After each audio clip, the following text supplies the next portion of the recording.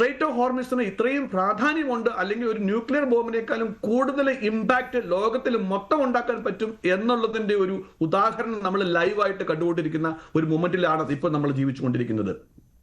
അതോടൊപ്പം part of ഇതൊരു വാർ strategy ആണെന്ന് പറയാനുള്ള ഒരു മെയിൻ റീസൺ എന്ന് പറഞ്ഞു കഴിഞ്ഞാൽ, അമേരിക്കയ്ക്കും ഇസ്രായേലിനും റീപ്ലനിഷ് ചെയ്യേണ്ട ആവശ്യമുണ്ട് യുദ്ധ സാമഗ്രികൾ. ഓക്കെ, അങ്ങനെ മൾട്ടിപ്പിൾ റീസൺസ് ഉണ്ട് അമേരിക്കയുടെ സൈഡിൽ നിന്ന് നോക്കുകയാണെങ്കിൽ.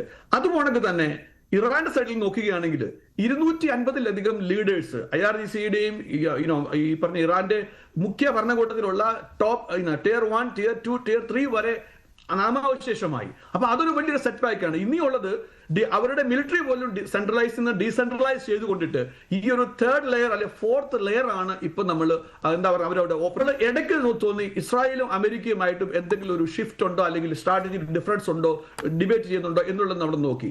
എനിക്ക് തോന്നുന്നത് ഒരു പരിധി വരെ ഒരു 90% അക്യുറസിൽ പറയുവാണെങ്കിൽ ഇത് അമേരിക്കയുടെ വാർ അല്ല.